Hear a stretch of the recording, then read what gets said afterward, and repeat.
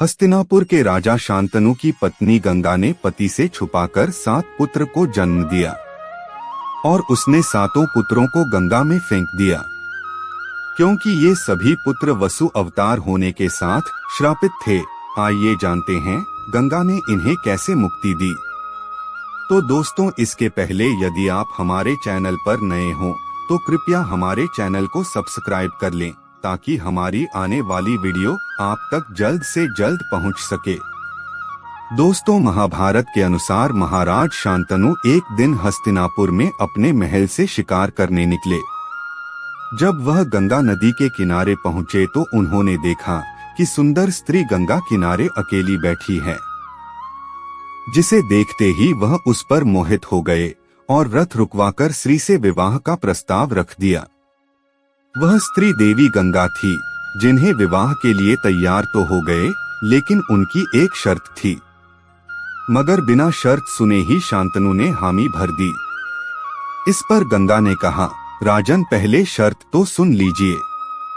महाराज ने कहा, सुनाओ। गंगा ने कहा, महाराज, शर्त यह है कि विवाह होने के बाद आप मुझसे न तो सवाल पूछेंगे और न मुझे किसी काम से रोकेंगे। जिस भी दिन आपने ऐसा कर दिया, मैं आपको तत्काल छोड़कर चली जाऊंगी। शांतनु ने शर्त सुनते ही कहा, देवी, बिल्कुल ऐसा ही होगा। तो दोस्तों, शांतनु से गंगा का विवाह हुआ। गंगा से विवाह के बाद शांतनु बेहद खुश थे। जब उन्हें पता चला कि गंगा गर्भवती हैं, तो वे और अधिक खुश हुए। गंगा ने पुत्र को जन्म दिया तो शांतनु उनसे मिलने गंगा के कक्ष की ओर निकल पड़े।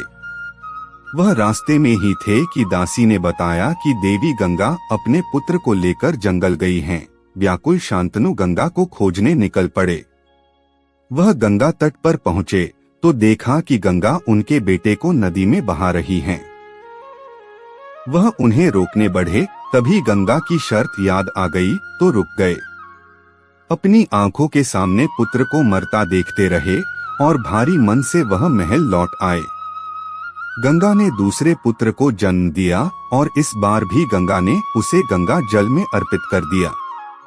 वह अपने तीसरे, चौथे, 5वें, 6ठे और 7वें पुत्र को आंखों के सामने गंगा नदी में बहता देखते रहे, पर कुछ कर नहीं पाते।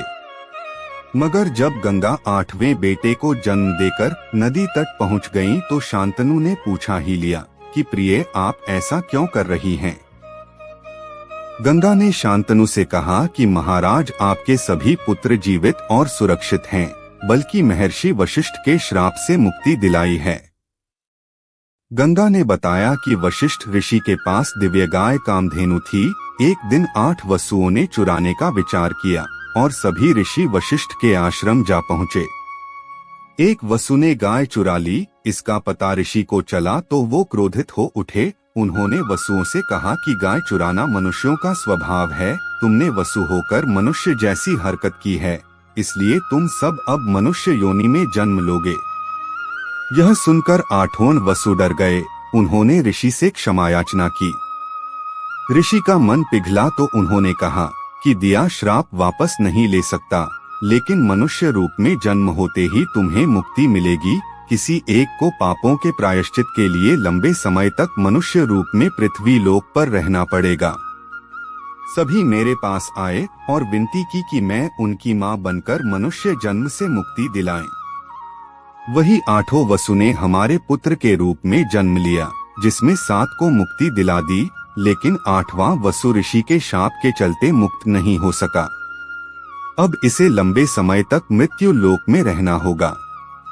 अब मैं शर्त अनुसार वापस जा रही हूँ और पुत्र भी ले जा रही हूँ। समय आने पर पुत्र लौटा दूंगी। इतना कहकर देवी गंगा 8वें पुत्र के साथ गंगा नदी में विलीन हो गईं। कई साल बाद एक दिन महाराज शांतनु गंगा किनारे घूम रहे थे तो देखा कि एक युवा ने तीरों से गंगा नदी का बहाव रोक दिया है। इस कारण गंगा का पानी सूखने लगा। उन्होंने युवक से नदी का बहाव बहाल करने को कहा, लेकिन उसने मना कर दिया। इस पर देवी गंगा प्रकट हुई और शांतनु से बोली, महाराज, यह आपका ही पुत्र देवव्रत है। इसने शास्त्र ज्ञान शुक्राचार्य और अस्त्र शस्त्र ज्ञान परशुराम से प्राप्त किया है। इस महाप्रतापी पुत्र को मैं अब आपके हवाले कर रही हूँ। इसके बाद गंगा चली गई और शांतनु पुत्र देवव्रत के साथ हस्तिनापुर लौट आए। आगे चलकर यही देवव्रत प्रतिज्ञा के कारण भीष्म कहलाए। दोस्तों, कहानी कैसी लगी कमेंट में जरूर बताएं। धन्यवाद मित्रों।